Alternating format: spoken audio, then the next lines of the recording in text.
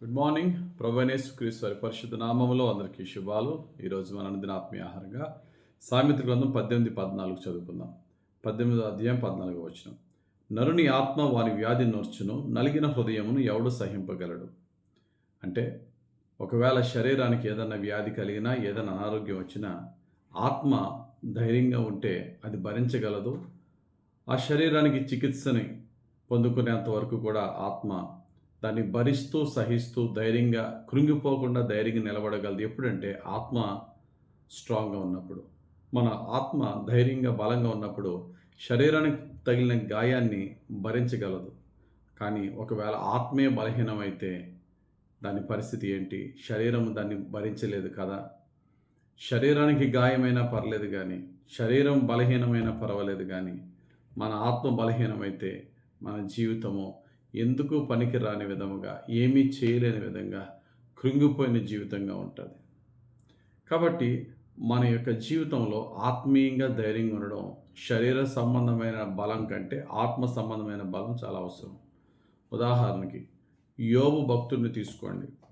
యోబు భక్తుడు శరీరములో ప్రతి భాగములో కూడా సాతానుడు రకరకాల వ్యాధులతో కృంగదీశాడు. కానీ ఆయన ఆత్మ స్పిరిచువల్‌గా, ఆత్మీయంగా బలంగా ఉన్నాడేమో, దాన్ని అంతటిని సహించగలిగాడు, జయించగలిగాడు. మన జీవితంలో శరీరానికి ఎంత గాయమైనా మనం స్పిరిచువల్‌గా స్ట్రాంగ్‌గా ఉంటే ఎంత బాధనన్నా భరించగలం. అలా కాకుండా ఆత్మే బలహీనమైపోయిందనుకో, ఆత్మ ఎప్పుడు బలహీనమవుతుంది? పాపము ఆత్మను బలహీనపరుస్తుంది. దావీదు భక్తునికి ఎన్ని కష్టాలొచ్చినా భయపడలేదు, కృంగిపోలేదు. ఫిలిస్తీన్లు ఎంత వేల మంది ఆయన్ని అటాక్ చేసినా, గొలియాతు లాంటి వాడి ముందున్న ఆయన ఏమి కృంగిపోలేదు. కానీ చేయకూడని పాపం చేసినప్పుడు ఆయన ఆత్మ బహుబలహీనం అయిపోయింది, విరిగి నలిగిపోయింది. అందుకని 33వ కీర్తనలో తన బాధను వ్యక్తం చేస్తూ చెప్తున్నాడు. 32వ కీర్తన 3-4 వచనాల్లో, నేను మౌనినై ఉండగా దినమంతయు నేను చేసిన నా అర్థధ్వని వలన నా ఎముకలు క్షీణించినవి. దివారాత్రులు నీ చెయ్యి నా మీద బరువుగా ఉండెను. నా సారము వేసవి కాలమున ఎండినట్టాయను. భక్తుడు తన బాధను వేదనను దేవునికి చెప్పుకుంటున్నాడు. ప్రభువా, వేసవి కాలమున ఎండిపోయిన పంట ఎలా ఉంటుందో నా జీవితం అలా ఉంది ప్రభువా. నేను ఎంత మౌనంగా ఉన్నా సరే నా యొక్క హృదయంలో అంతా వేదనే ప్రభువా. నా ఎముకలన్నీ క్షీణించిపోతున్నాయి ప్రభువా. శరీరపరమైన జబ్బుతో కాదు, ఆత్మ సంబంధమైనటువంటి బలహీనతతో. పాపము మన ఆత్మీయ జీవితాన్ని కృంగదీస్తుంది. భయము మన ఆత్మీయ జీవితాన్ని కృంగదీస్తుంది.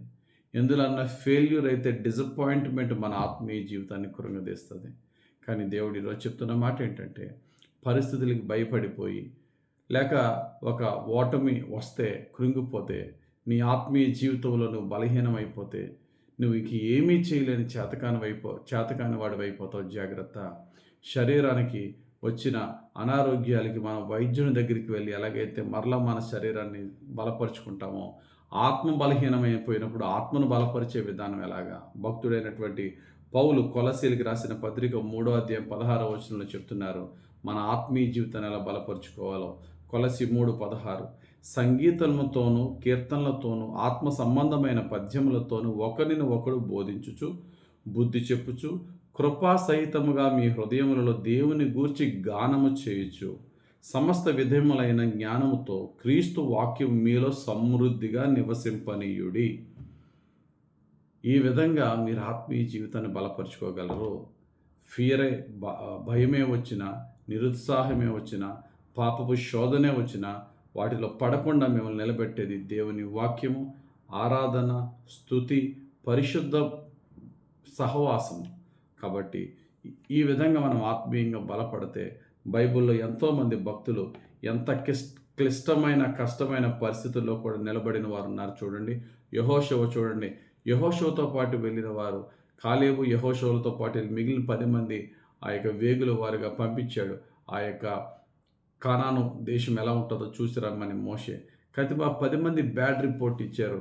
వాళ్ళ దేశం మంచిదే కానీ మనం అక్కడ ఏమీ చేయలేము, వాళ్ళు ఉన్నత దేహులు, మనం ఎందుకు పనికిరాని వారం అయిపోతాం, వి కెనాట్ డూ ఎనీథింగ్ అన్నారు. కానీ యెహోషువ కాలేబు నిలబడ్డారు.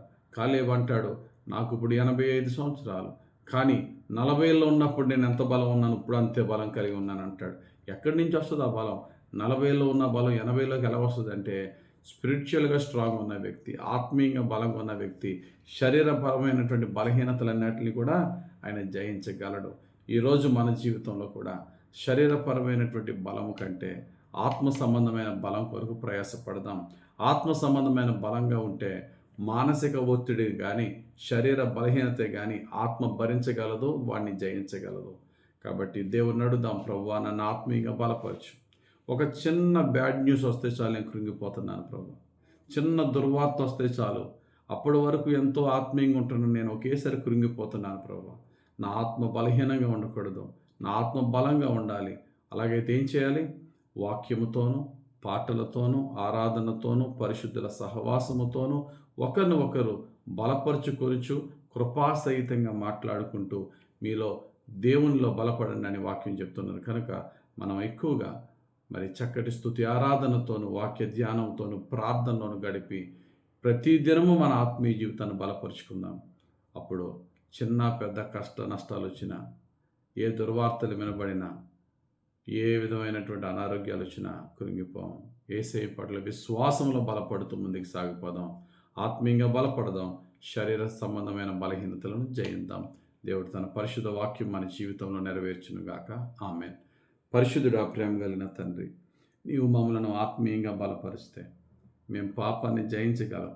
నీవు మమ్మల్ని ఆత్మీయంగా బలపరిస్తే తండ్రి, ఏ విధమైన సమస్యకు మేము భయపడం.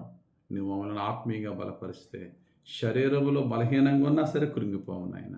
నీవు మమ్మల్ని ఆత్మీయంగా బలపరచులాగున నీ ప్రార్థనలో, వాక్యములో, ఆరాధనలో, పరిశుద్ధుల సహవాసములో గడపగలిగే జీవితం దయచేయమని, సాతానుడు ఏ విధంగా ప్రయత్నించినా వాడికంటే బలవంతుడవు నీవు కనుక పరిశుద్ధాత్ముడా, నీవే మమ్మల్ని బలపరిచి ఆత్మీయంగా ఉజ్జీవపరిచి సమస్త బలహీనతలను జయించే పరిశుద్ధ జీవితం మా జీవితం చివరి శ్వాస వరకు నీ కృపలో మాకు ప్రసాదించమని, మమ్మల్ని మేముగా బలపరుచుకోలేము, నీవే మమ్మల్ని బలపరచమని పరిశుద్ధాత్ముడా ప్రతి దినము ప్రతి రాత్రి మమ్మల్ని బలపరిచి రక్షించి నీ సమాధానంతో నింపమని యేసుక్రీస్తు ప్రభు నామములో ప్రార్థించి వేడుకొనుచున్నాం తండ్రి. ఆమేన్. తండ్రి యొక్క కుమారుని యొక్క పరిశుద్ధాత్మ దేవుని అభిషేకం హెచ్చుగా మనకు ఎదిగి వచ్చి ఆత్మీయంగా బలపరిచి ప్రతి శోధనను జయించే కృప అనుగ్రహించును గాక. ఆమేన్. God bless you. Have a very blessed day.